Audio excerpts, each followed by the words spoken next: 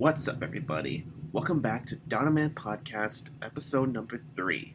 I'm your host, Tyler Williams, and today we're going to be going through the history of the Jurassic Park franchise icon, Rexy.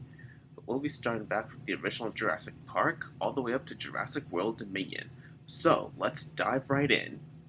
Rexy was born inside the InGen compound of Isla Sorna, while she was being taken care of by InGen workers before being transported to Isla Nublar 5 years later in 1993 to live in the Tyrannosaur paddock as an attraction to Jurassic Park.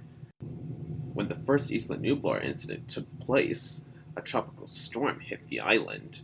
During that time, disgruntled employee Dennis Nedry shut down the park's power systems in order to steal some of the embryos for $1.5 million. As a result, Rexy broke out of her paddock, attacked the main characters, and killed InGen lawyer Donald Gennaro.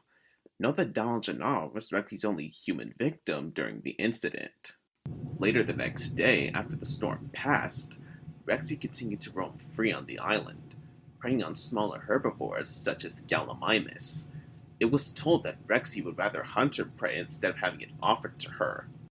Rexy then made her way to the visitor center where she killed 2 of the velociraptors that were trying to attack the main survivors.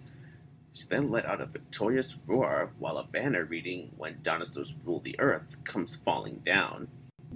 After the events of 1993, Rexy continued to live on Isla Nublar. During that time, she suffered a few battle scars and a severe case of ragged tooth.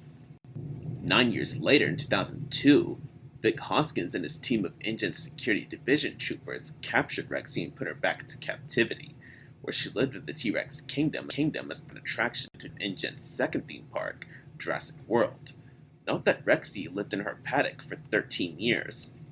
During the rampage of the park's first known genetically modified hybrid dinosaur, the Indominus Rex, Rexy remained in Paddock 9 for most of the incident.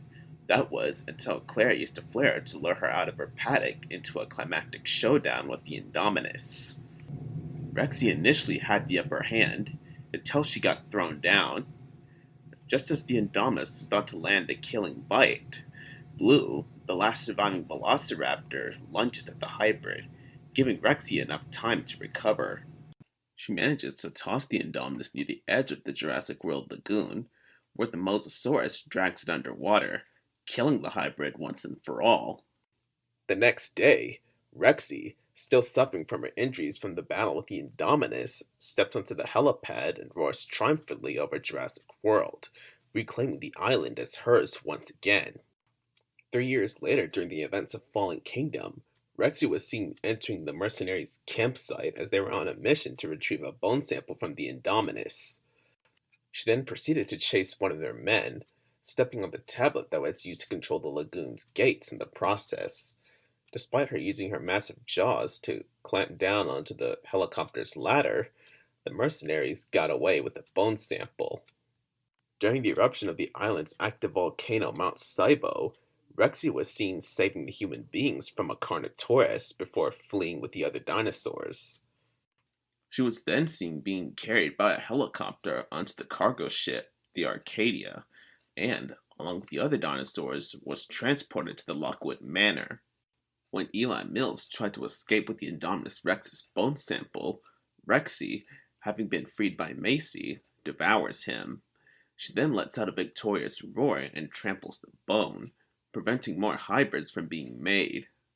We then see Rexy break into a nearby zoo and roar at a lion, who stood its ground and roared back.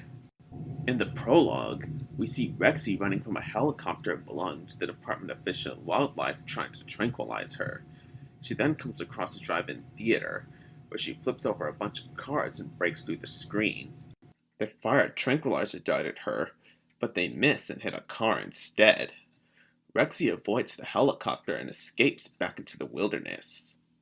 After 3 years of being chased by the DFW, Rexy was finally captured and brought to the Biosyn facility, where she has to dispute territory with another apex predator, the Giganotosaurus.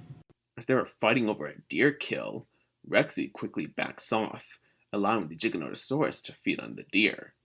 During a wildfire in the Biosyn Valley, Rexy the Giganotosaurus came into conflict once again. The two carnivores battled, with the Giganotosaurus gaining the upper hand. Kayla then fires a flare, distracting the larger carnivore. Then, out of nowhere, the Therizanosaurus shows up and battles the Giganotosaurus, giving Rexy enough time to regain consciousness. Rexy manages to ram the Giganotosaurus into the Therizanosaurus's massive claws, killing it. With the Giganotosaurus dead, Rexy and the Therizanosaurus roar victoriously as Kayla's helicopter flies away. Near the end of the movie, Rexy encounters two other T-Rexes, finally finding a family of her own. These two T-Rexes turned out to be the Buck and Doe from the Lost World. And that, folks, was Rexy's history from the original Jurassic Park all the way up to Jurassic World Dominion. Thank you so much for listening to Dino Man Podcast. This is your host, Tyler Williams, signing out.